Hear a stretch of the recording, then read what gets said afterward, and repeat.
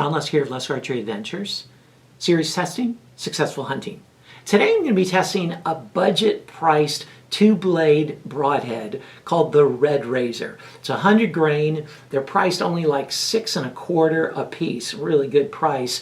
And this pack was given to me by Tim Wells. I got to meet him and talk to him at a recent Iowa Deer Classic, big trade show here in Iowa. And this is a company that I don't know if he owns it, but he definitely is behind it. And he's used these heads quite a bit. So I'm eager to put them to the test and see how they perform. For all the tests, I'm using the 2022 protocol, and I'm using my Bowtech SR6 set at 72 pounds, and I'm using Bishop FOC King arrows for most of the shots, but then I'll use the Bishop Fat Eliminator for the really hard impact ones. So let's zoom on in here and check out this Red Razor. Here's a good look at the Red Razor. This is a pretty cool looking head right here. So it's got a cutting diameter of 1.25 inches, 1.25 inches. Now the package says it's 1.5 inches wide, but it's not. It's 1.25 inches. I'm not sure what got lost there in the marketing and the package design. So it's 1.25 inches of cut this way, and by my measurements, it's 2.2 inches long this way. The blades are made out of a stainless steel. They say a Japanese stainless steel, and by my measurements, they're around 0.040 inches thick. They kind of vary a little bit based on where you measure it, but about 0.040 inches thick, so fairly thick blades. And then it uses an aluminum ferrule right here.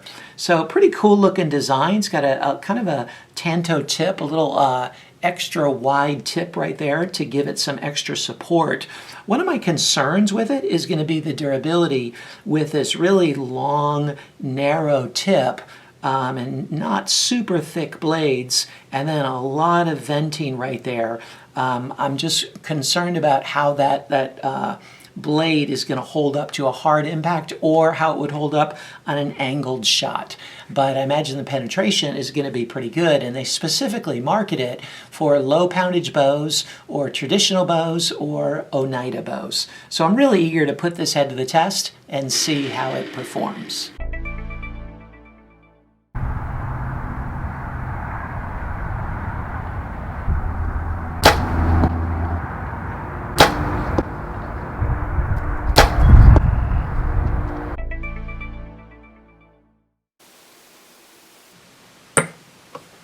$350.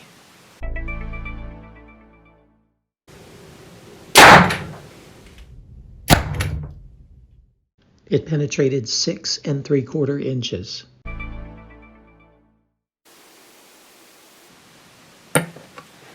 $375. It penetrated through 55 layers. Okay, this was really interesting that that broadhead actually skipped a bit as it penetrated through the MDF. It didn't go clean through. It slid a bit on the surface, and then it went through. And in doing that, it bent, and one of the blades broke, as you can see here. And you know, I did it a second time, and a really similar thing happened. So it wasn't just a fluke. It held up perfectly well through the 3 shots in the MDF. And it did really well through the steel plate as well. You can see there's just a little bit of nicking on the blades, but otherwise it's in very good condition. And then here's a good look at the holes that it made in the steel plate.